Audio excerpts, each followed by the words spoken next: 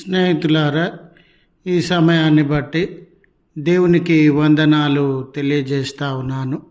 ప్రేమపూర్వకముగా మిమ్మల్ని అందరినీ వాక్య ధ్యానంలోనికి ఆహ్వానిస్తూ ఉన్నాను. సిలువను ప్రకటించుట అనే ఆలోచనను మీతో కూడా పంచుకోవడానికి ఇష్టపడుతూ ఉన్నాను. కనుక దేవుని యొక్క వాక్యమును మీరు ముగింపు వరకు ఆలకించాలని మీ కుటుంబ సభ్యులతోనూ తోటి విశ్వాసులతోనూ ఈ వీడియో షేర్ చేసుకోవాలని, మీ ప్రార్థన మనవులు ఎట్టివైనను కామెంట్స్ రూపంలో కానీ ఫోన్ కాల్ ద్వారా కానీ తెలియజేయండి. నమ్మకంగా మీ కొరకు ప్రార్థిస్తాము. ఈ వీడియో మీ ఆధ్యాత్మిక జీవితములకు ఉపయోగకరంగా ఉంది అని మీకు అనిపిస్తే దయచేసి ఈ ఛానల్ను సబ్స్క్రైబ్ చేసుకునవలసినదిగా మనవి చేస్తూ ఉన్నాను. లేఖనము కొరింథీయులకు వ్రాసిన మొదటి పత్రిక 1వ అధ్యాయము 23వ వచనము. మేము సిలువ వేయబడిన క్రీస్తును ప్రకటించుచున్నాము. స్నేహితులారా, సాధారణంగా ఒక వ్యక్తిని గురించి కానివ్వండి, ఒక నాయకుని గురించి కానివ్వండి, మనము ప్రకటించాల్సి వస్తే వాళ్ళ బోధలను కానీ, వాళ్ళ ఐడియాలజీని కానీ, వారి యొక్క ఫిలాసఫీని కానీ, వారి నాయకత్వాన్ని కానీ, వారి యొక్క గొప్ప కార్యములను, ఆశ్చర్య అద్భుత కార్యములను ప్రకటించేటటువంటి వారంగా ఉంటాం. వారు పొందిన గాయములను, అవమానములను, భారములను మనము ప్రకటించమండి. ఆ వ్యక్తి ఉచ్చ స్థితిలో, అంటే గొప్ప స్థితిలో ఉండినప్పుడు ఏమేమి జరిగించినాడో వాటిని మాత్రమే ప్రకటించేటటువంటి వారంగా, ప్రజలకు బోధించేటటువంటి వారంగా ఉంటాం. అయితే అపోస్తుడైనటువంటి పౌలు గారు యేసు ప్రభుల వారిని గురించి, ఆయన క్రూరంగా అన్యాయంగా కొట్టబడి తిట్టబడి, యేసు ప్రభుల వారు ఉమ్మివేయబడి, ఆయన అవమానానికి, శ్రమకు, గాయాలకి లోనైనటువంటి ఆ సిలువ సంఘటనను ప్రకటించడానికి ఇష్టపడుతున్నటువంటి వాడుగా ఉండినాడు. సిలువ సంఘటన అనేది ఒక ఖైదీ, నేరస్తుడు పొందినటువంటి క్రూరమైన, వేదనకరమైన మరణాన్ని తెలియజేస్తూ ఉన్నటువంటి సంఘటన. అయితే యేసు ప్రభుల వారి బోధల కంటే, వారి అద్భుత కార్యాల కంటే ఈ సిలువ సంఘటననే బోధించడానికి, ప్రకటించడానికి అపోస్తుడైనటువంటి పౌలు గారు ఇష్టపడుతున్నటువంటి వాడుగా, అది ఉన్నతమైనటువంటి అంశంగా భావించేటటువంటి వాడుగా ఉండినాడు. మరి వారి ఆలోచనల ప్రకారము మానవాళి కృంగిపోతూ ఉన్నప్పుడు, పాప బంధకాలలో జీవిస్తూ ఉన్నప్పుడు, మరణానికి, నరకానికి లోనవుతూ ఉన్న సందర్భాలు ఎదుర్కొనుచూ ఉన్నప్పుడు, ఈ సిలువ త్యాగము మాత్రమే మానవాళిలో జీవాన్ని నింపగలిగినటువంటిదని, పాప శాపముల నుండి విడుదలను అనుగ్రహించి రక్షణను ప్రసాదించగలిగినటువంటిదని వారు సిలువను గురించి ప్రకటించడానికి ఇష్టపడుతూ ఉన్నారు.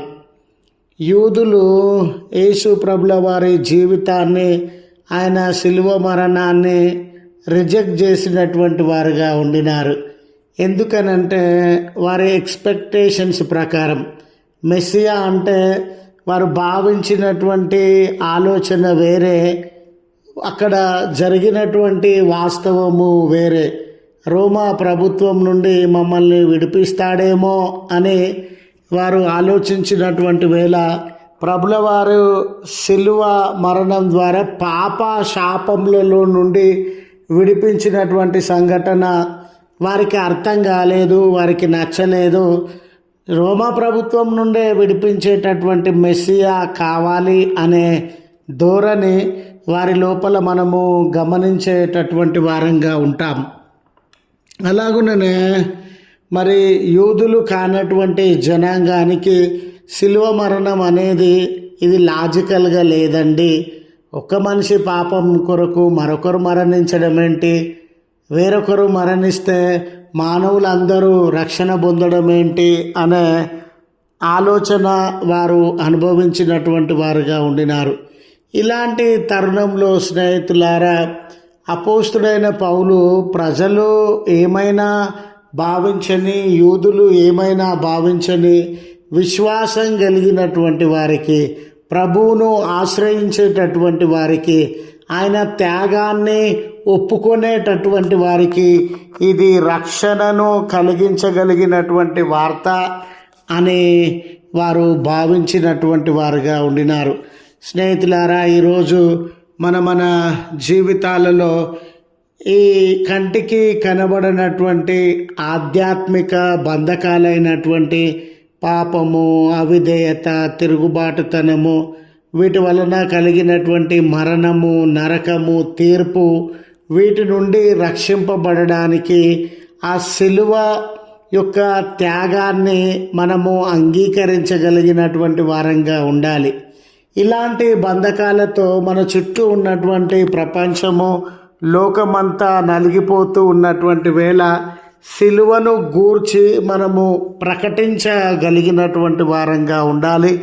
ఆ రీతిగా ప్రకటించగలిగిన నాడే మానవ సమాజంలో రక్షణను మనము పరిచయం చేసేటటువంటి వారంగా ఉన్నాము అని గుర్తు చేస్తూ ఈ మాటలను ముగిస్తూ ఉన్నాను. ప్రార్థించుదము. కృపగల తండ్రి, ప్రేమగల మా దేవ, మీ పరిశుద్ధ నామమునకు వందనాలయ. మా జీవితంలో నువ్వు విమోచించుట కొరకు కలువరి సిలువలో మీరు కార్చిన ఆ రుధిర ధారలను బట్టి మీ కృతజ్ఞతలు చెల్లిస్తూ ఉన్నాం.